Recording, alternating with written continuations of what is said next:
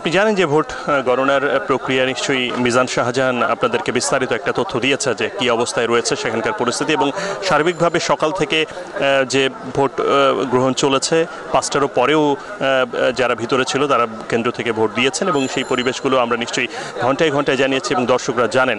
আমি এই মুহূর্তে রয়েছি ট্রান্সপোর্ট এলাকায় জাহাঙ্গীরনগর বিশ্ববিদ্যালয়ের। এখানে সম্প্রীতির ঐক্য, সংসপ্তক সহ আরও বাম ধরনের কয়েকটা রাজনৈতিক যে ছাত্র সংগঠন রয়েছে, তাছাড়াও স্বতন্ত্র কিছু প্রার্থী রয়েছেন যারা এখানে আজকে কিছুক্ষণ আগে একটা সংবাদ সম্মেলন করেছেন, করে তারা ভোট বর্জনের কথা বলেছেন। আমার পাশে রয়েছেন, একটু আপনার সঙ্গে কথা বলতে চাই। উনি এজিএস প্রার্থী, তো একটু আপনার ছিলেন। হ্যাঁ, ওকে, একটু আপনার কাছে শুনবো আসলে আপনার মূলত আপনাদের বক্তব্যটা আসলে কি? এখানে নানা ধরনের চূড়ান্ত অব্যবস্থাপনা আমরা দেখতে পেরেছি। কিছু হলে এরকমও অভিযোগ আমরা পেয়েছি যে একজনের ভোট আরেকজন দিয়ে গেছে। বিভিন্ন হলে আমাদের পোলিং এজেন্টদের ঢুকতে দেওয়া হয়নি। কারণ পোলিং এজেন্টের যে কাজটা থাকে, পোলিং এজেন্টের কাছে একটা লিস্ট থাকে, ওই লিস্ট অনুসারে তারা মিলায় কারা ভোট দিতে আসছে এবং কারা ভোট দিতে আসছে না। প্রথমত 2 ঘন্টা 1.5 ঘন্টা আমাদের কোনো পোলিং এজেন্টকে প্রবেশ করতে দেওয়া হয় নাই। আর সবার প্রথমে আমি যেটা মেনশন করতে চাই যে পোলিং এজেন্ট থাকতে পারবে, এটা আমাদেরকে নির্বাচন কমিশন জানিয়েছিলেন রাত 2টোর দিকে।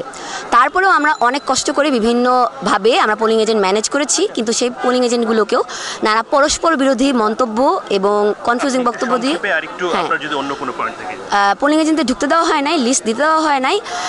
এছাড়া বিভিন্নভাবে লাইনে দাঁড়ানো যে মানুষগুলো ছিল তাদেরকে যে লিফলেট দেওয়া হয়েছে এবং কিছু আচরণবিধি লঙ্ঘন করা হয়েছে এবং কিছু হলের ভিতরে কিছু প্যানেলের আপনার প্যানেল লিস্ট ভোট কেন্দ্রের ভিতরে স্থাপন করা হয়েছে।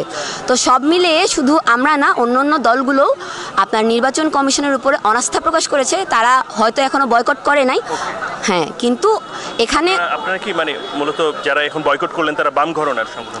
না, এখানে বাম ঘরানার সংগঠন নাই, এখানে স্বতন্ত্র প্যানেলের অনেক সংগঠন আছে।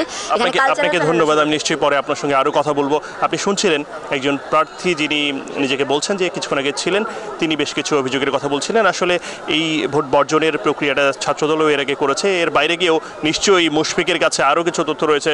আমাদের সহকর্মী মুশফিকুর রহমান আছেন কাজী নজরুল ইসলাম হল এর কেন্দ্রে। ওখানকার পরিস্থিতি কি মুশফিক একটু জানাবেন আমাদেরকে, এবং সার্বিকভাবে ভোট বর্জন করেছে ছাত্রদল, তাদেরও কোনো খবর আছে কিনা আপনার কাছে?